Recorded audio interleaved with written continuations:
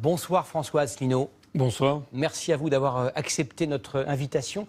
Je le disais en titre, parmi les 7 candidats ayant obtenu leurs 500 parrainages pour cette élection présidentielle, vous êtes sans doute le moins connu du grand public. Vous avez fondé il y a 10 ans un parti, l'UPR, l'Union Populaire Républicaine. Vous avez 59 ans, vous êtes diplômé d'HEC et de l'ENA et vous avez été haut fonctionnaire, proche de Charles Pasqua, de Philippe de Villiers. Vous vous décrivez comme un candidat souverainiste et anti-système. Le créneau est quand même déjà très occupé. Je ne me décris pas spécialement comme souverainiste et anti-système. Moi, je veux rendre aux Français leur démocratie. Et je voudrais insister sur le fait que l'élection présidentielle ne doit pas être confondue avec les élections législatives. Vous savez ce que disait Charles de Gaulle de l'élection présidentielle? Il disait « Le vrai sujet de l'élection présidentielle, c'est l'indépendance de la France ». D'ailleurs, dans la Constitution française, l'article 5 précise que le président de la République est le garant de l'indépendance nationale, de l'intégrité du territoire et du respect des traités. C'est quoi l'indépendance nationale? En fait, c'est la même chose que la démocratie. Et moi, si je veux, et je propose depuis 10 ans, sans jamais changer d'avis, de sortir de l'Union européenne, de l'euro et de l'OTAN, ça n'est pas par nostalgie, xénophobie, racisme, voulant couper la France du reste du monde, pas du tout.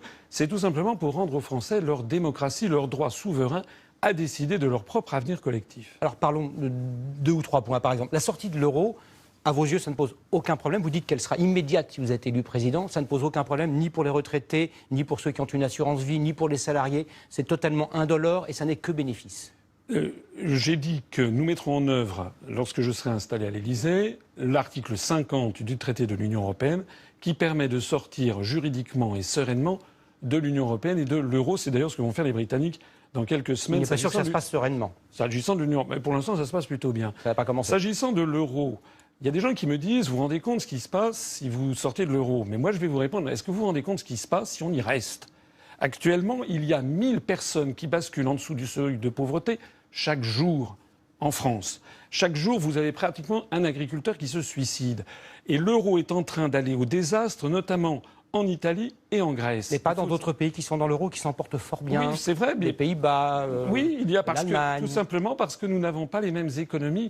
L'écart de compétitivité entre l'Allemagne et la France depuis 1999 s'est accru de 21% en faveur de l'Allemagne. Et c'est la faute à l'euro.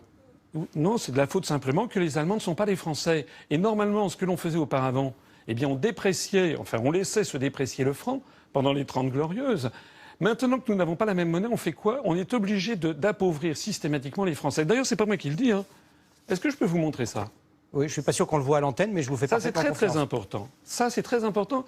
C'est le rapport de la Commission européenne du 13 mai 2016 qui fixe ce que doivent être les politiques économiques et sociales de la France en 2017. C'est-à-dire que quel que soit le président de la République que les Français vont élire, sauf si c'est moi, il sera obligé d'appliquer les directives qui sont indiquées dans ce document, et notamment la remise en cause du droit du travail, l'ubérisation généralisée de la société. Ça veut dire que toutes les professions réglementées, les avocats, les notaires, les médecins, les chirurgiens, les pharmaciens, les artisans taxis, etc., vont devoir progressivement voir leur situation précarisée. C'est également la baisse des prestations chômage, c'est la suppression du SMIC. C'est également toutes ces prestations sociales qui vont être détruites. Alors il faut que les Français le sachent. Il faut que les Français sachent que si on ne parle pas de ces sujets-là, ils se retrouveront comme d'habitude avec un président de la République qui ne fera pas du tout le programme pour lequel il a été élu. Autre point important, vous voulez, je crois, sortir la France du commandement intégré de l'OTAN. Vous dites donc que la France, qui représente à peu près 1% de la population mondiale, se défendra bien mieux par elle-même, sans l'aide de ses alliés et voisins. Non, je veux sortir la France de l'OTAN plus généralement. Vous savez ce que disait Charles de Gaulle là aussi? Il disait lorsque le pacte de Varsovie se sera effondré, lorsque le communisme aura disparu, eh bien, l'OTAN devra disparaître.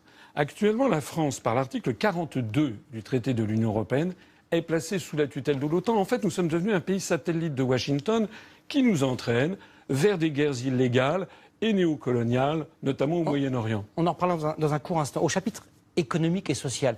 J'ai lu votre programme, vous voulez renationaliser une grande partie de l'économie française. EDF, GDF, l'eau, les autoroutes, les médias. Comment vous financez tout cela? Alors d'abord, il ne s'agit pas d'une grande partie de l'économie française.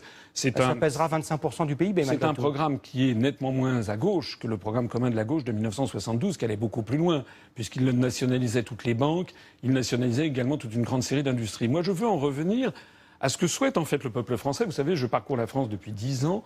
Les Français, en fait, veulent que l'État assure son rôle de justice et d'égalité sociale. Et ils veulent des grands services publics à la française. Donc, en effet, je veux même inscrire dans la Constitution le fait que les grands services publics, EDF, GDF, la SNCF, la Poste, France Télécom, la sécurité sociale, et puis également les sociétés d'autoroutes et les réseaux d'adduction d'eau doivent être nationalisés, rester nationales. Ça ne va pas nous coûter si cher que ça, puisqu'il y a toute une série de... D'abord, parmi ces entreprises, il y en a encore un certain nombre qui appartiennent en tout ou partie à l'État. Et deuxièmement, on peut nationaliser en tout ou partie. Et puis surtout, vous ne parlez pas du chapitre des économies, parce que je propose aussi beaucoup d'économies par ailleurs. On parle de politique étrangère, parce que sur ce point, vous vous distinguez de beaucoup d'autres candidats. Vous êtes contre l'intervention militaire de la coalition en Irak, contre Daesh. Ça veut dire que vous voulez laisser Daesh prospérer ou vous pensez que le problème va se résoudre tout seul, sans intervention armée? Non, ce que j'ai dit, c'est que derrière Daesh, il se cachait des intérêts très intéressants, mais qui ne sont pas très connus. J'ai déjà eu l'occasion de dire que derrière Daesh, qui est-ce qui fournit des armes à Daesh et des financements? On sait que c'est l'Arabie Saoudite et le Qatar, et derrière, il y a les États-Unis. On m'a traité de complotiste, sauf que maintenant, c'est le président des États-Unis en personne, Donald Trump, qui l'a dit. Et d'ailleurs, depuis qu'il est à la Maison-Blanche, on en entend beaucoup moins parler. Mais en matière de politique internationale, moi, je voudrais dire quelque chose. Lorsque la France sera sortie de l'Union européenne, de l'euro et de l'OTAN, elle ne s'isolera pas du reste du monde. Il y a 6686 traités qui lient la France au reste du monde. Nous, on veut supprimer 3 traités, mais la France restera membre de l'Organisation des Nations Unies, elle restera membre d'Interpol, de l'Agence internationale de l'énergie atomique, de la Convention sur le droit de la mer, etc., de l'UNESCO, du FMI, de la Banque mondiale. Donc c'est une erreur de croire que sortir de l'Union européenne, ce serait se transformer en Corée du Nord. Je voudrais juste vous interroger sur quelques choses que j'ai trouvées sur votre site, le site de votre parti. Vous affirmez par exemple que 2 des pères fondateurs de l'Union européenne, Robert Schuman et Jean Monnet, étaient des agents de la CIA. Y a-t-il un historien ou un biographe qui affirme une chose au-delà de vous-même? Voilà, vous avez le magazine Historia, par exemple, et qui met justement que la CIA... Ils ont été payés par la CIA. Finance la construction européenne. Je conseille à toutes les personnes qui sont intéressées... Non, mais vous dites, pardonnez-moi, président, qu'ils ont été des agents de la CIA, ce qui est une infamie, c'eût été une infamie de leur part. Vous pensez qu'ils ont donc trahi la France, ces 2 personnages? Écoutez, moi je vous lis, je vous donne mes sources. Il y a eu des sources également, des documents confidentiels défense de l'administration américaine révélés par le Daily Telegraph du 19 septembre 2000. Tout ça est en ligne sur notre site internet. Et vous dites aussi que Boko Haram, Daesh, l'attentat contre le marathon de Boston, tout ça a été ourdi par les services de renseignement américains.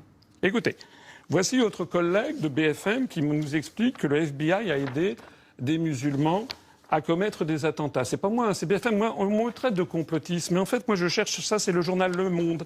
Le FBI mis en cause dans l'organisation d'attentats par des Américains musulmans. Donc Boko Haram, c'est la CIA, ce sont les services secrets américains, ainsi que Daesh et le marathon de Boston. Je ne vais pas vous sortir ici tous mes documents. Non, c'était votre credo. Je voulais juste savoir si vous le pensiez. Non, mais ça n'est pas un credo, monsieur. Ça n'est pas un credo, c'est simplement des sources d'informations que je prends chez tous vos confrères. Donc, il y a un grand débat national qui a lieu sur ce sujet, si vous le souhaitez. Donc, vous pensez qu'un débat est possible sur ce thème-là, que la chose n'est pas dite et que l'histoire n'a pas été écrite? En tout cas, ce que je sais, si vous voulez, c'est qu'il y a beaucoup de Français qui savent et qui se renseignent et qui lisent beaucoup de documents sur ces questions. Voilà.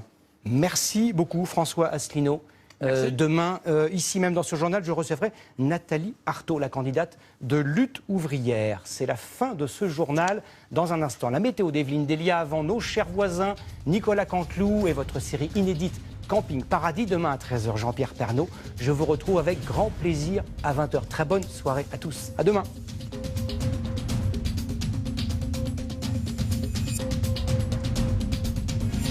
Retrouvez toute l'info sur le site et l'application MyTF.